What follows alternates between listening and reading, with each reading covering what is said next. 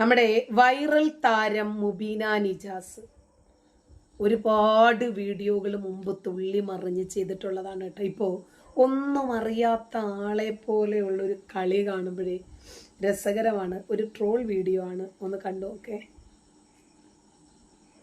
ഈ വീഡിയോ നിങ്ങൾ ശ്രദ്ധിച്ചാൽ മനസ്സിലാവും ഒരുപാട് ഇസ്ലാം മതവിശ്വാസികൾക്ക് ഒരു പ്രത്യേകതയുണ്ട് കേട്ടോ.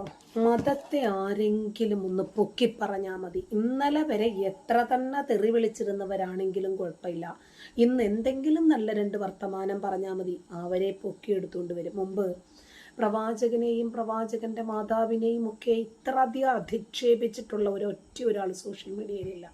അവരൊക്കെ ഇന്ന് എവിടെ നിൽക്കുന്നു എന്ന് നോക്കിയാൽ മതി. ഇന്ന് ഏറ്റവും കൂടുതൽ ഇസ്ലാമിനെ വിമർശിച്ചിട്ട് ഞാൻ നാളെ അള്ളാഹുവിനെ കുറിച്ചിട്ടോ നബിയെ കുറിച്ചോ ഖുർആനിനെ കുറിച്ചോ നല്ല രണ്ട് കാര്യങ്ങൾ പറഞ്ഞു കഴിഞ്ഞാൽ ഫോളോവേഴ്സ് വന്നങ്ങനെ കൂടുമെന്നേ. കാരണം ഈ മുസ്ലിങ്ങളെ സംബന്ധിച്ചിടത്തോളം അവർ വെറും മദ്രസ പൊട്ടന്മാർ, അവർക്ക് വലിയ അകക്കാമ്പൊന്നുമില്ല.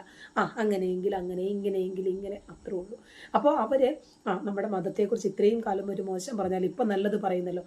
അപ്പോൾ മുബീന ഇതുവരെ ആട്ടവും പാട്ടും ഒക്കെ ആയിട്ട് മുന്നോട്ട് പോയി എന്നുള്ളത് ശരിയാ. പക്ഷെ പെട്ടെന്ന് മുട്ടാക്കുമ്മയായിട്ട് തട്ടമൊക്കെ ഇട്ട് മറച്ച് മേക്കപ്പൊക്കെ ഉപേക്ഷിച്ചിട്ട് നിങ്ങൾ തട്ടമിട്ട് ഡാൻസ് കളിക്കല്ലേ, ഇത് ഇസ്ലാമിനെ കുറിച്ചിട്ടല്ല, അവർ മുസ്ലിങ്ങളല്ല, ഇസ്ലാം ഇങ്ങനെ അല്ല എന്നൊക്കെ പറഞ്ഞ് വന്നപ്പോഴേക്ക് ഇവളെ ആളുകളെല്ലാം കൂടി എടുത്തങ്ങോട്ട് പോക്കി വെച്ചു. അത്രേ ഒരു ട്രോൾ വീഡിയോ ആണ്, കണ്ടോ.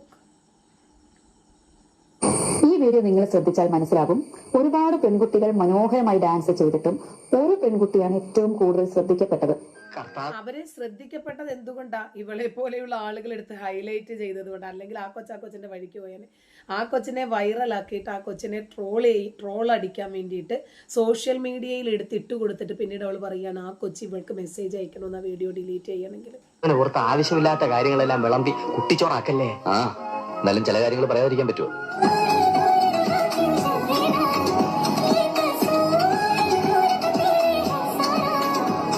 എന്തോ അലമ്പുണ്ടാക്കാൻ വന്നിരിക്കുക.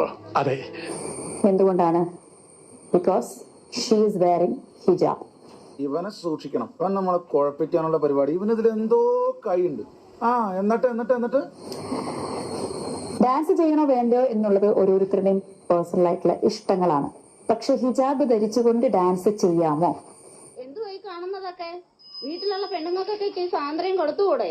അതിനൊക്കെ നമ്മൾ ഇക്കാക്കാനെ കണ്ടുപിടിക്കും. ഞാനൊന്ന് ചോദിക്കട്ടെ, നമ്മൾ ഈ സീറ്റ് ബെൽറ്റ് ധരിക്കില്ലേ? എന്തിനാണ്? സുരക്ഷയ്ക്ക് വേണ്ടിയിട്ട്. നിന്നോട് ഞാൻ 100 പ്രാവശ്യം പറഞ്ഞാണ് വായി തോന്നിയതൊക്കെ വിളിച്ചു പറയും. ഈ സീറ്റ് ബെൽറ്റ് ധരിച്ചുകൊണ്ട് തിരക്കുള്ള സ്ഥലത്തിലൂടെ 100-120 സ്പീഡില് കാർ ഓടിച്ചു പോയാൽ എങ്ങനെ ഇരിക്കും? അങ്ങനെ ഞങ്ങൾക്ക് രണ്ടുപേർക്കില്ലാത്ത ദണ്ണം വീട് എടുത്തോണ്ടിരുന്ന നിനക്ക് വേണ്ട. എന്തിനാ വെറുതെ? ഒരു കാര്യമില്ല. ആ കാർ ഓടിക്കുന്ന ആൾക്കും അവിടെ യാത്ര ചെയ്യുന്ന എല്ലാവർക്കും ഡേഞ്ചർ അല്ലേ? ആരായത് നിന്നോട് പറഞ്ഞത്? ആരും പറഞ്ഞതല്ല, ഞാൻ ചുമ്മാ ഊഹിച്ചതാ. ഊഹിക്കുന്നുടാ പട്ടി. ഹിജാബ് എന്ന് പറയുന്നത് ഒരു സാധാരണ തുണിയല്ല. ഒരു മുസ്ലിം സ്ത്രീയെ സംബന്ധിച്ചിടത്തോളം അവൾക്ക് അവളുടെ വിശ്വാസം, നാക്കും അതിൽ നിന്ന് വരുന്ന വാക്കും, ബി കെയർഫുൾ. കുറെ വിവരമില്ലാത്തവന്മാരെല്ലാം ഒരു നാട്ടിൽ നിന്ന് ജനിച്ച് അള്ളാഹ് കൽപ്പിച്ച രീതിയിൽ മാന്യമായും എളിമയോടും കൂടി ധരിക്കുന്ന ഒന്നാണ് ഹിജാബ്.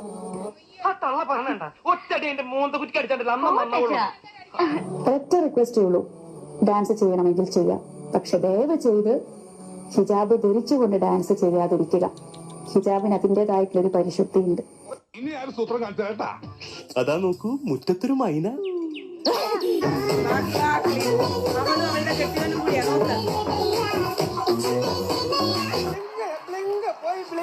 അബദ്ധം പറ്റിയല്ലേ?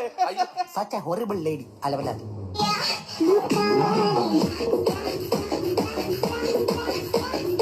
എന്നിട്ട് അവരുടെ താളം വിടുന്നു. അറിയിടാ, നമ്മളൊക്കെ ചുമ്മാ ഡയലോഗേ വിടൂ, ജീവിതത്തിൽ കാണിക്കൂല. സത്യം.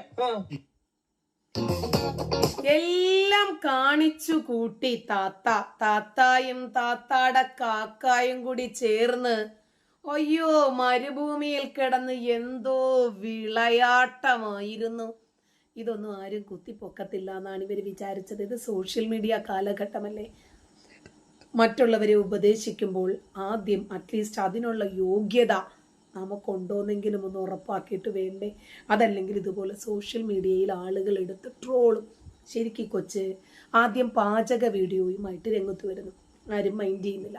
പിന്നീട് സൗന്ദര്യവർദ്ധക വസ്തുക്കളൊക്കെ കാണിച്ചിട്ടുള്ള പരസ്യവുമായിട്ട് വരുന്നത്. ആദ്യമേ എനിക്കറിയാം ഇതിനെ, അപ്പോഴും ആരും മൈൻഡ് ചെയ്യുന്നില്ല. പിന്നീട് എന്നെ പോലെയുള്ള ആളുകളെയൊക്കെ എടുത്തിട്ടൊന്ന് ചൊറിയാൻ തുടങ്ങി.